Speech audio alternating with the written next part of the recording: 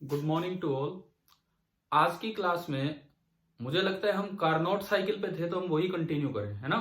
पिछली क्लास में हमने कार्नोट साइकिल शुरू की थी जस्ट कि क्या होती है, क्या उसके 4 स्टेप है। तो नेक्स्ट हम जो लेके चलेंगे that is PV curve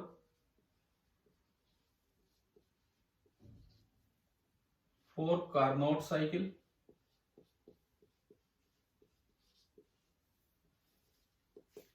and एक हम लेके चलेंगे टेम्परेचर एंट्रोपी कर्व। क्या हम एंट्रोपी सीख चुके हैं? एंट्रोपी समझ आ गई हमें क्या होती है? Yes sir. ठीक है। तो दूसरा हम लेके चल रहे हैं कि temperature entropy curve for Carnot cycle. कितने स्टेप थे कार्नोट साइकिल में?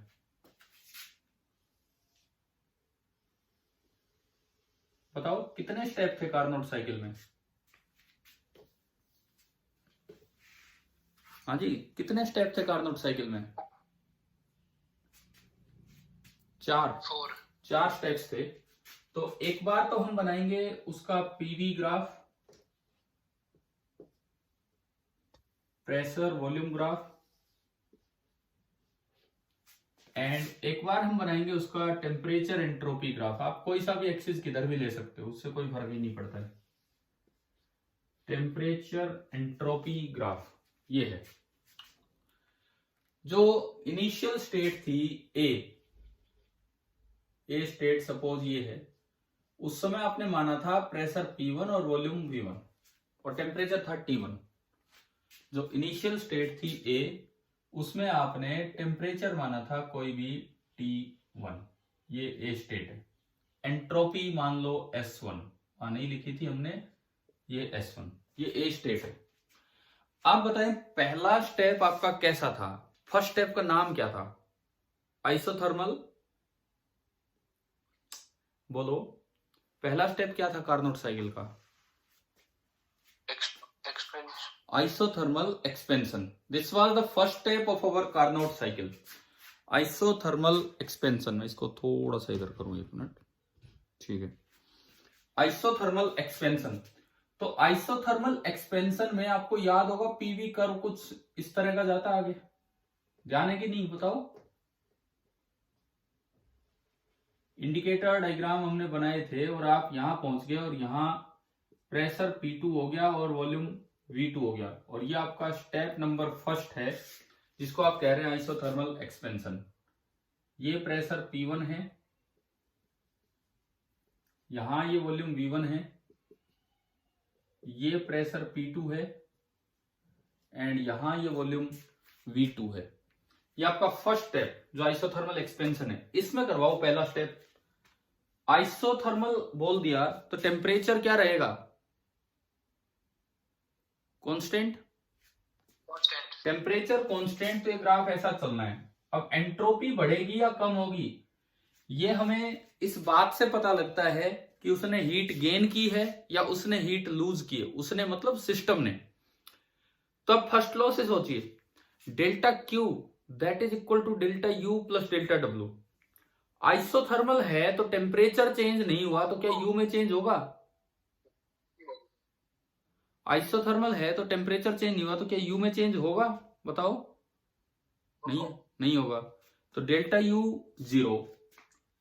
एक्सपेंशन है तो वर्क पॉजिटिव होगा कि negative? Positive. Delta W positive, delta U 0। और फर्स्ट लॉ कहता है कि डेल्टा क्यू हुआ करता है delta U plus delta W, और इससे डेल्टा क्यू पॉजिटिव आया कि नेगेटिव आया? बोलिए। Delta Q positive. Delta Q positive का मतलब हीट गेन की है कि हीट लूज की है? गेन। और हीट जब गेन होती तो एंट्रोपी इंक्रीज होती कि डिक्रीज? इंक्रीज। यानी कि ये आगे जाएगा और ये एंट्रोपी बढ़कर कुछ भी आपकी H2 होगी, और ये गया स्टेट बी। ए पे T1 S1 और बी पे T2 H2। ए से बी ये हमारा हो गया। और हमारा जो पहला स्टेप है आइसोथर्मल एक्सपेंशन, वो हम वो हम देख चुके हैं। चलो अब दूसरे स्टेप पे चलते हैं। सेकंड स्टेप, सेकंड स्टेप बोलिए क्या था? Adiabatic expansion. Adiabatic expansion. चलो ठीक है, आपको याद है। अब इधर ध्यान दीजिए, पहले इस पे। एडियाबैटिक एक्सपेंशन हुआ तो वॉल्यूम तो बढ़ेगा, प्रेशर कम होगा। हमने वो इंडिकेटर डायग्राम सीखे हैं। बताओ इसी स्लोप के साथ चलेगा या इससे ज्यादा या कम स्लोप के साथ चलेगा, ये बताओ आप। इसी के साथ चलेगा। ना ना ना ना ना ना, x बराबर 1 होता है तो एक स्लोप है। एडियाबैटिक में x की वैल्यू गामा है, जो 1 से बड़ी है तो स्लोप थोड़ी ज्यादा हो जाती है। बताया था आपको पहले। बताओ, ये चीज डिस्कस हो चुकी है पहले, है ना? तो ये स्लोप जो है वो थोड़ी ज्यादा हो जाएगी। समझ आया कि नहीं आया बताओ? क्योंकि इस पहले ग्राफ में x की वैल्यू 1 है, वो पॉलीट्रोपिक वाला x। दूसरे ग्राफ में आपकी x की वैल्यू गामा हो गई है and this gamma is greater than 1, तो स्लोप थोड़ी सी ज्यादा हो जाती है ना भाई? क्लियर है ना ये सभी को? ठीक है। और ये नई स्टेट C पे आप पहुंच गए जहां प्रेशर P3 है और वॉल्यूम V3 है। ये आपका वॉल्यूम है V3 और ये हुआ आपका प्रेशर P3। ठीक है, यहां की बात करो। Second step, adiabatic expansion. Adiabatic में एंट्रोपी चेंज होती है कि नहीं होती है बताओ? नहीं होती सर। नहीं होती। हाँ नहीं होती। इसका मतलब या तो ये ग्राफ नीचे आना है या ये ग्राफ ऊपर जाना है, बस इतनी सी बात है। एंट्रोपी कांस्टेंट रहेगी। सेकंड स्टेप में आपने ये यहां बनाया सेकंड स्टेप, अब उसमें बनाएंगे हम सेकंड स्टेप। सेकंड स्टेप में एंट्रोपी कांस्टेंट है। दूसरी बात, एडियाबैटिक एक्सपेंशन में हीटिंग होती है कि कूलिंग होती है?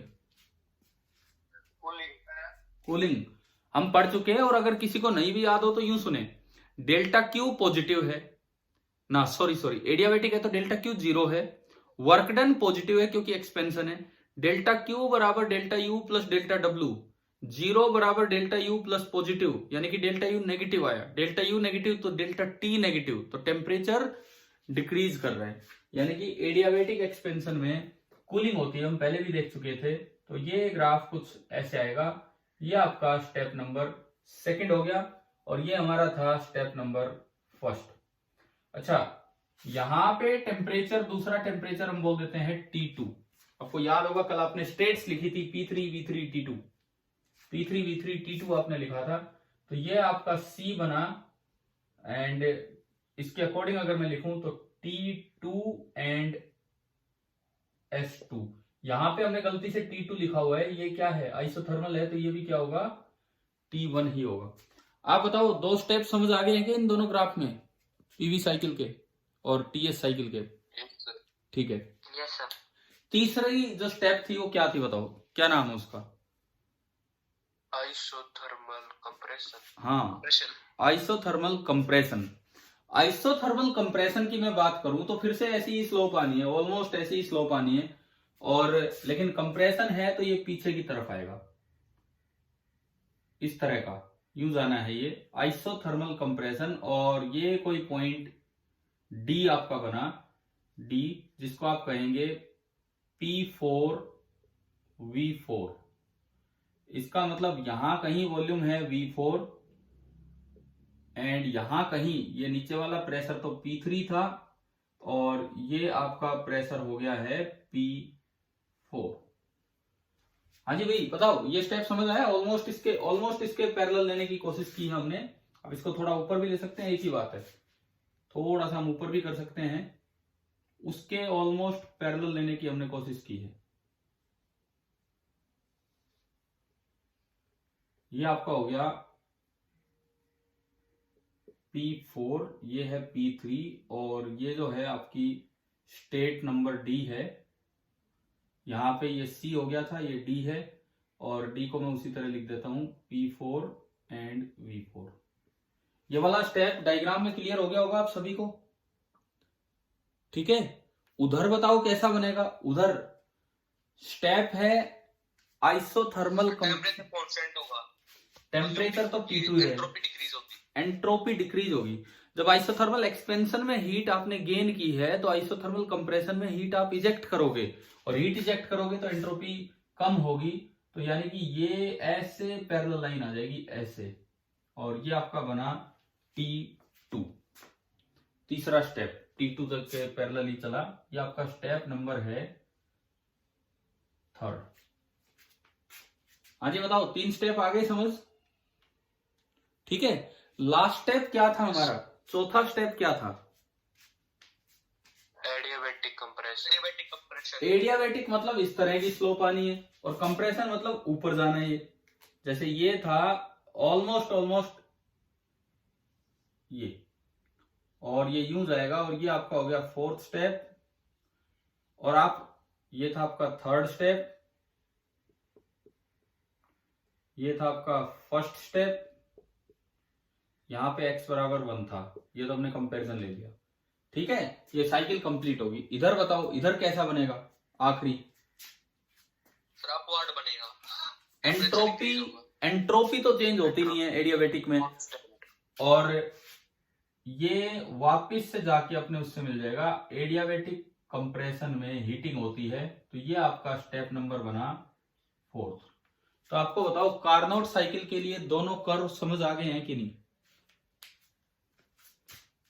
Yes sir. देखो, जो आपका मैं एक बार लिख भी दूं यहां, किसी को कोई कंफ्यूजन ना हो। पहला स्टेप था आइसोथर्मल एक्सपेंशन, ये आपका फर्स्ट स्टेप है। स्टेट कहां से कहां गई वो हमने दिखा रखी है। दूसरा जो आपका स्टेप है that is compress adiabatic expansion. Second जो आपका स्टेप है, पहला आइसोथर्मल एक्सपेंशन, दूसरा आपका है एडियाबैटिक एक्सपेंशन,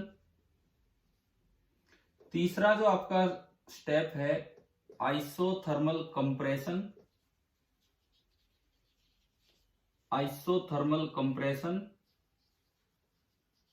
एंड 4th जो आपका स्टेप है, 4th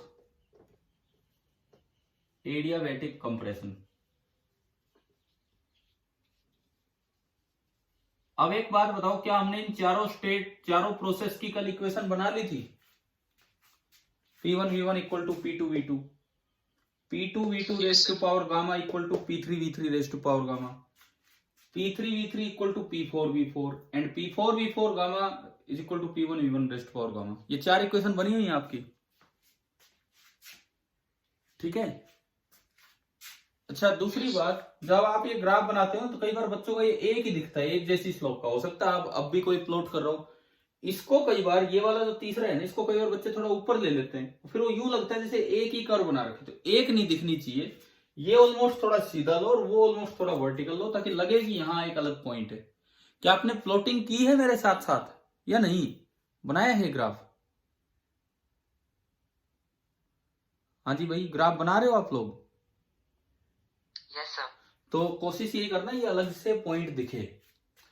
ठीक है, अच्छा अब ये बताओ, कल आपने 4 इक्वेशंस बनाई थी अलग अलग, मुझे याद नहीं है, क्या मैंने उन चारों को मल्टीप्लाई करवाया था आपस में?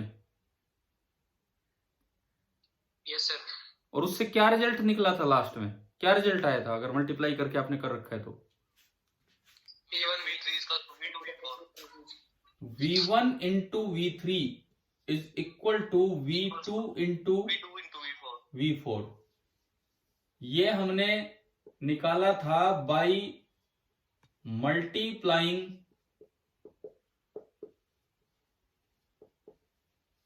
PV equations. ये हमने रिजल्ट निकाला था बाई मल्टीप्लाइंग PV इक्वेशंस। ठीक है, ये कल हो चुका है काम। तो अब मैं TS ग्राफ से और थोड़ा सा एक पॉइंट आपको बताता हूं। इधर टेम्परेचर एंट्रोपी ग्राफ से एक और पॉइंट आपको समझाता हूं। यहां पे देखो, स्टेप फर्स्ट, आइसोथर्मल एक्सपेंशन में हीट गेन की होगी या हीट लूज की होगी? बताओ। आइसोथर्मल एक्सपेंशन में हीट गेन की होगी या हीट लूज की होगी? Sir gain. गेन। मान लो हीट गेन मैंने कहा डेल्टा Q1, इस स्टेप में हीट गेन डेल्टा Q या Q1 ही बोल देते हैं हम उसको, Q1। सेकेंड स्टेप में एडियाबैटिक है तो डेल्टा क्यू आपका 0 है। थर्ड स्टेप में हीट लूज की होगी या हीट गेन की होगी? थर्ड स्टेप में आइसोथर्मल लूज। मैंने कहा कि हीट लॉस्ट मैंने बोला Q2 है। चौथा स्टेप अगेन एडियाबैटिक है तो डेल्टा क्यू आपका 0 है। तो इनमें एक रिलेशन होता है जो हम याद रखते हैं। क्या रिलेशन होता है? सुनो, इस कार्नोट साइकिल के लिए Q2/Q1 is equal to T2/T1 for Carnot cycle. Carnot cycle के लिए Q2/Q1 is equal to T2/T1। कैसे? ये हम देखेंगे इधर वाले ग्राफ से। ये हम इधर वाले ग्राफ से देख रहे होंगे भाई किस तरह से बना। हाँ जी, आ तो रहा है ना? ये समझ दिख रहा है आपको क्या क्या मैं बनाना चाह रहा हूं यहाँ पे? अब देखो कैसे आया वो सुनो।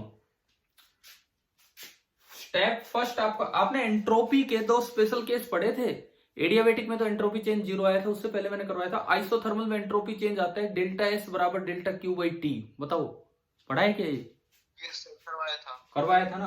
हाँ, तो अब हम यहाँ पे वो चीज अप्लाई करेंगे। यहाँ पे वो चीज अप्लाई करेंगे। मैं यहां से ये वर्ड हटा रहा हूं। टीएस कर्व कार्नोट के लिए ही हम बना रहे हैं, कार्नोट साइकिल के लिए ही। देखो फॉर आइसोथर्मल स्टेप में डेल्टा एस बराबर होता है delta Q by T.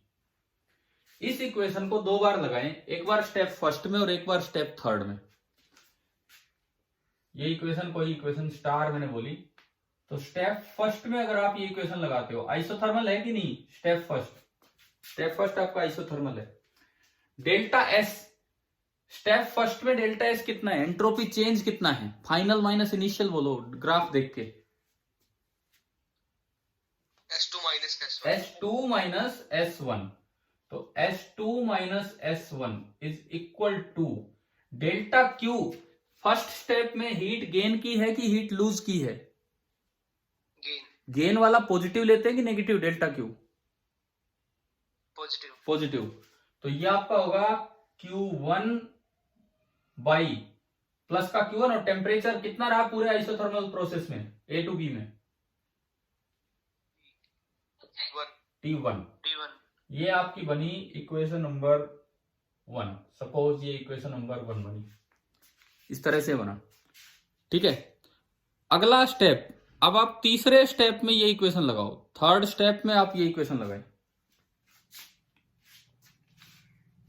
Step third में अब मैं यही इक्वेशन फिर से लगा रहा हूं स्टेप नंबर थर्ड में। हाँ जी, आप C से आए हो D पे। मैं एक बार ये पूरा लिखूं, ये है आपका T2S1। C से D में आए हो तो डेल्टा एस बताओ, final minus initial. S1 minus S2। Final है S1 और इनिशियल है S2, तो S1 minus S2 is equal to heat delta Q कितना है थर्ड स्टेप में? Q2 की माइनस Q2। ये और थोड़ा सोच के बताओ। माइनस Q2, क्योंकि वो हीट लूज की। और टेम्परेचर कितना है इस स्टेप में? T2। इस इक्वेशन को मैं थोड़ा सा और आगे बढ़ाऊं, माइनस को इधर ले आओ, माइनस इधर लाए तो S2 minus S1 is equal to Q2 by T2, equation number 2। अब फर्स्ट और सेकंड इक्वेशन से आप देखिए, फ्रॉम 1 एंड 2 एक साइड बराबर है तो दूसरी साइड भी बराबर होगी, यानी कि Q1 by T1 is equal to Q2 by T2। And अगर आप इसको आगे बढ़ाते हो तो शायद आपको दिख गया होगा Q2 by Q1 is equal to T2 by T1। तो मैंने आपको 2 रिजल्ट्स कार्नोट साइकिल के लिए सीधे दिए। पीवी ग्राफ से तो मिला V1 into V3 is equal to V2 into V4, and TS graph से आपको मिला Q2 by Q1 is equal to T2 by T1। अब आप यार ढंग से एक बार ये नोट कीजिए, मैं इसका स्क्रीनशॉट वगैरह लेता हूं, आपकी अटेंडेंस देखता हूं।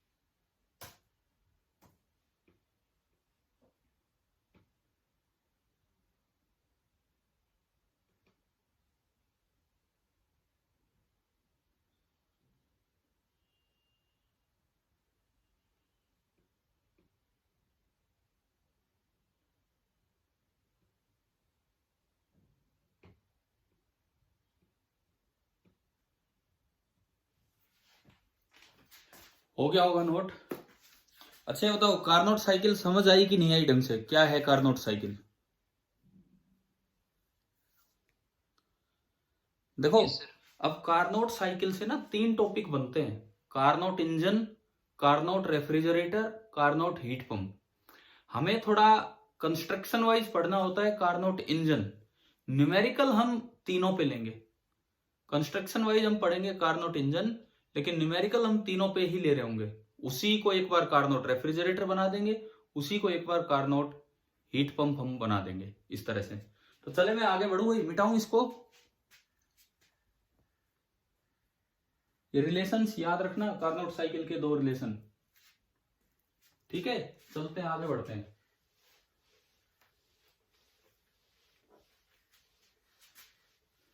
हर्ष समझ आ रहा है कि नहीं? Yes, sir.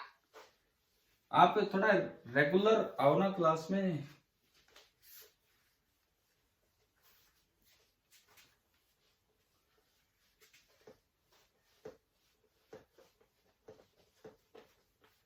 अब जो अगली हेडिंग हमें डाल लेनी चाहिए, that is Carnot engine. Next जो हमारा टॉपिक है दैट इज कार्नोट इंजन।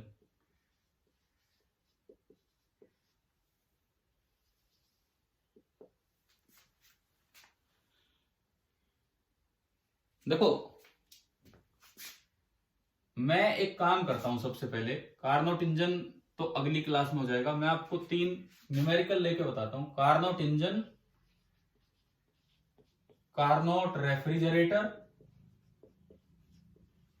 फिर कंस्ट्रक्शनल पार्ट कार्नोट इंजन का अगली क्लास में भी हो जाएगा, and Carnot heat pump. Carnot engine, Carnot refrigerator and Carnot heat pump, इन तीनों पे चले। आज जितना टाइम है एक एक क्वेश्चन ले लें इन तीनों पे, कार्नोट साइकिल पे डिपेंड करते हुए। ठीक है, कार्नोट इंजन सुनो। एक क्वेश्चन आपको ये दिया गया है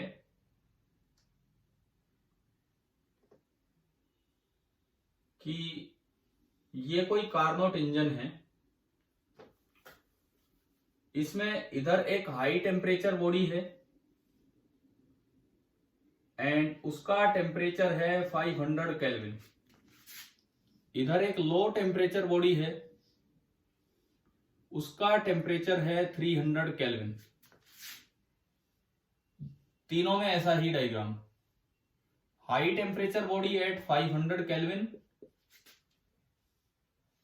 and low temperature body at 300 Kelvin. यहां भी high temperature body at 500 kelvin and low temperature body at 300 kelvin. ये है कार्नोट इंजन. ये है, थोड़ा और छोटी जगह कम है यहां पे, कार्नोट रेफ्रिजरेटर. और ये है कार्नोट हीट पंप. ये तीन आपको सिंबॉलिकली मैंने डायग्राम दिखा दिए. कार्नोट इंजन की स्टाइल में काम करता है. कुछ हीट इधर जाएगी, कुछ हीट ये वर्क में कन्वर्ट करेगा, इस तरह से. रेफ्रिजरेटर की सीक्वेंस उल्टी होगी. इधर से Q2 लिया, वर्क इसके ऊपर होगा W, और इधर इसने हीट इजेक्ट की Q1. हीट पंप भी इसी तरह काम करेगा. इधर से Q2 लेके W वर्क करके और इधर हीट इजेक्ट की Q1. देखिए, ये कार्नोट इंजन है. इसमें सवाल है कि फाइंड एफिशिएंसी ईटा. इसमें सवाल है फाइंड कोफिशिएंट ऑफ परफॉर्मेंस. शायद हम उसको सिंबल बीटा दे रहे थे रेफ्रिजरेटर में. Yes sir. और इसमें क्या सिंबल दिया था हमने कोफिशिएंट ऑफ परफॉर्मेंस को हीट पंप में? अल्फा. ऐसे कोई फिक्स नहीं होते हैं, तो कुछ भी आप दे सकते हैं. तो ये तीन सवाल आ गए, एक कार्नोट इंजन पे, कार्नोट रेफ्रिजरेटर पे और एक कार्नोट हीट पंप पे. तो हमें ये अपने तरीके से अब सोल्व करने हैं. एक्चुअली इससे ये पता लगेगा कि एक ही साइकिल तीनों काम करवा सकती है. इस सीक्वेंस में जाए तो इंजन, उधर से इधर आए, लो टू हाई चले तो वो रेफ्रिजरेटर या हीट पंप. सबसे पहली बात, आप बाई डेफिनेशन तीनों की वैल्यू बोलो. ईटा क्या होगा इंजन में? आउटपुट क्या है और इनपुट क्या है? आउटपुट इनपुट Q1 है. हाँ, W अपॉन Q1. बीटा क्या होगा? Coefficient of performance. Output upon input. Input W है. आउटपुट Q2 है. हाँ, Q2 अपॉन W. यहां पे अल्फा क्या होगा? Output upon input. Q1 upon W. Q2 नहीं भाई, इसमें आउटपुट क्या होगा? Q1 upon W. हाँ, हमें ये सारी बातें तो क्लियर हो ही गई हैं. ठीक है, आप इनको ना W हटाओ, Q1 Q2 में ले आओ. W हटाओ, Q1 Q2 में ले आओ. भाई एल्जेब्रिक तरीके से अगर आप चले, एल्जेब्रिक तरीके से, ये क्वेश्चन में नहीं दे रखे थे Q1 Q2 W, मान लो हमने खुद एज्यूम कर लिया. क्या मैं W को लिख सकता हूं Q1 minus Q2? Yes sir. First law से निकल के आता है Q1 minus Q2 upon Q1. यहां भी W को क्या लिख सकते हैं हम? क्या लिख सकते हैं बताओ? Q2 minus Q1. ना ना ना ना ना, Q2 और W का जोड़ Q1 है. यहां भी W क्या बनेगा? Q1 minus Q2. और आखिरी वाले में बताओ W क्या बनेगा? बताओ. Q1 minus Q1. हाँ, सेम Q1 माइनस Q2. इनको रेशियो की तरह कन्वर्ट कर लीजिए. रेशियो की तरह Q1 से अलग अलग डिवाइड कर लो, तो Q1 by Q1 1 minus Q2 by Q1. Q2 को नीचे ले जाओ. यहां तो ये ईटा आपका चला, यहां पे आप बीटा चला रहे हो, बीटा. Q2 को नीचे ले जाओगे तो ये बचेगा 1 upon Q1 by Q2 minus 1. यहां पे आप Q1 को नीचे ले जाओ, 1 upon 1 minus Q2 by Q1. बताओ, तीनों अलग अलग इंडिपेंडेंटली क्वेश्चन करने हैं. क्या ये समझ आया हमने क्या स्टेप बनाए हैं? ठीक है, हर एक में Q1 बाई Q2 या Q2 बाई Q1 बना लिया, उसको रेशियो करके. समझ आ गया ना? ये Q1 से डिवाइड कर दिया नीचे लाके, इसमें Q2 से डिवाइड कर दिया नीचे लाके. अब देखो, कार्नोट साइकिल में आप TS कर्व से एक रिलेशन पढ़ के आए थे, Q1 और Q2 का रेशियो. Q2 बाई Q1 क्या होता है? T2 by T1. T2/T1। तो यहां चाहिए Q2/Q1, तो Q2/Q1 होगा T2 कम वाला टेम्परेचर, T1 ज्यादा वाला, तो ये कितना बना 3/5 कार्नोट है इसलिए। यहाँ Q1/Q2 चाहिए तो Q1/Q2 कितना होगा, Q1/Q2 3/5 ना 5/3, Q1/Q2 उल्टा हो गया ना ये। और आखिरी वाले में मुझे चाहिए Q2/Q1, Q2/Q1 कितना 3/5। तो चलो वैल्यूज पुट करते हैं। यहां पे ईटा निकल के आया 1 - 3/5, यानी कि ये आ गया कितना 2/5। और हमने पढ़ा था ये हमेशा <<1 होता है ना। परसेंटेज में बताना चाहें तो इसको 100 से मल्टीप्लाई कर दो। 100 से मल्टीप्लाई करोगे तो कितना आ रहा है ये 40%। ठीक है, इसमें आओ जी, बीटा बराबर 1/5/3 - 1, 5/3 - 1 2/3 हो गया, यानी कि बीटा आपका आया 3/2 and this is again greater than 1। वो <<1 होता है, ये ग्रेटर देन 1 पढ़ रखा हमने कि बीटा 1 से बड़ा होगा। ठीक है, अब आओ इस पे आप आओ, alpha is equal to 1/1 - Q2/Q1 3/5। LCM लिया 5, 5 में 3 गया 2, 2/5 और 5 ऊपर गया तो अल्फा कितना आ गया, यानी कि उसी साइकिल पे 3 सवाल हो गए, अलग अलग देखना है। अच्छा, अगर मान लो एक ही क्वेश्चन में 3 पार्ट आए, आपने एक कर लिया, तो ईटा से बीटा निकालने का रिलेशन हमने याद किया था क्या, beta is equal to 1 - eta upon eta. हाँ, और बीटा से अल्फा निकालने का relation alpha is equal to beta plus 1। हाँ, तो वो लगाओगे तब भी आ जाएगा। लेकिन अगर अलग अलग क्वेश्चन आते हैं, कहीं कोई ये आया तो ये आया, तो ऐसे करना है। एक ही क्वेश्चन में 3 पार्ट है तो एक आ गया तो आप रिलेशन अपने यूज कर सकते हो। ठीक है, ये 3 सवाल आप नोट कीजिए, उसके बाद हम थोड़ा आगे बढ़ेंगे।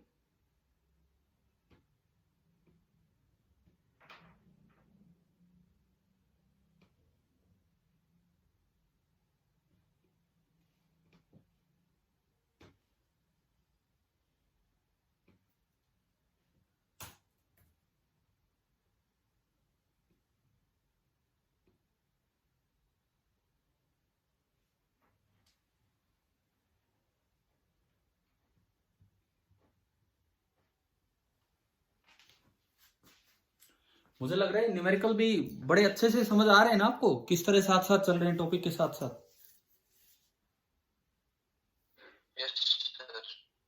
ठीक है, अब कंस्ट्रक्शनल डिटेल इनकी केवल जैसे रिटन एग्जाम जो होते हैं स्कूल के सब्जेक्टिव एग्जाम, उसमें ये नहीं पूछे जाते, खाली कार्नोट इंजन की थोड़ी सी डिटेल मांग लेते हैं, उसमें क्या क्या होता है क्या नहीं होता है, तो उस पे और हम आते हैं।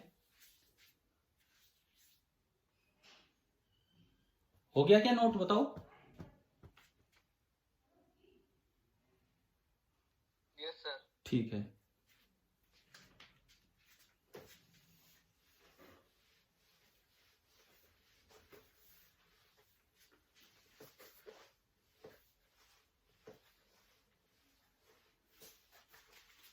अब देखो, अगर मान लो आप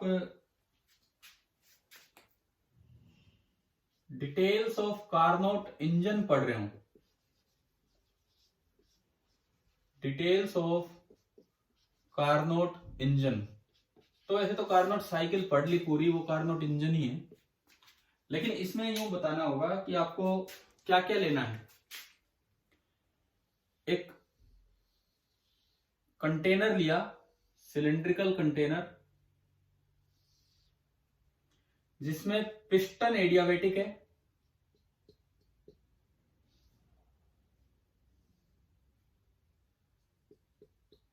ये पिस्टन आपका एडियाबेटिक है, ये दीवारें भी एडियाबेटिक है, यहां से हीट फ्लो नहीं होगा,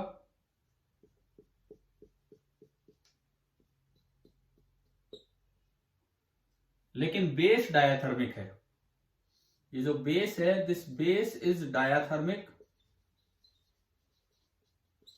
और ये जो डबल वॉल दिखा रखी है, ये सारी की सारी चीजें आपकी एडियाबेटिक हैं, नॉन कंडक्टिंग है, और इसके अंदर भरे हैं n moles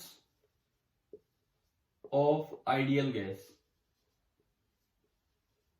कोई भी आइडियल गैस के n मोल्स ये इसके अंदर भर रखे हैं। एक चीज तो ये चाहिए हमें। इसके अलावा एक आपको चाहिए सोर्स जो लगातार एनर्जी दे सके और बिना टेम्परेचर कम किए, उसका खुद का टेम्परेचर कम नहीं होगा और जो लगातार हीट प्रोवाइड करेगा।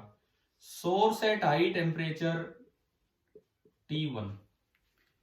एक आपको चाहिए sink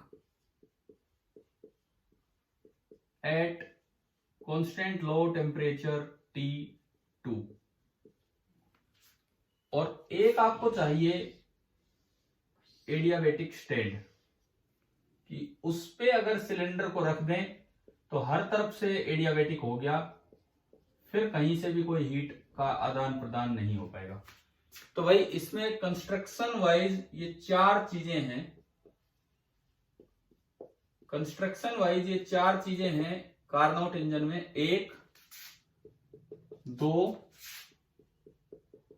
3 and 4।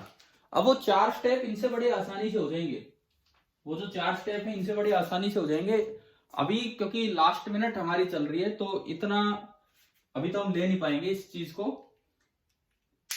Carnot engine almost आपका हो गया है, बस मुझे इनको अरेंज करना है। ये इसके ऊपर रखा, पहला स्टेप करना है इसको सोर्स पे रख दो, दूसरा स्टेप करना है इसको एडियाबेटिक स्टैंड पे रख दो, तीसरा स्टेप करना है इसको सिंक पे रख दो और चौथा स्टेप करना है फिर से एडियाबेटिक स्टैंड पे रख दो। 2 बार एक्सपेंशन करवा दो, 2 बार कंप्रेशन।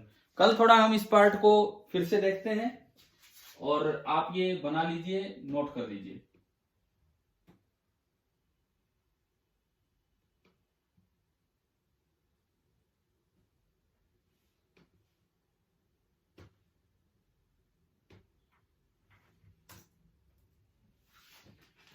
कल दोबारा ये डायग्राम बना के फिर हम कंटिन्यू करेंगे। ठीक है भाई, थैंक यू।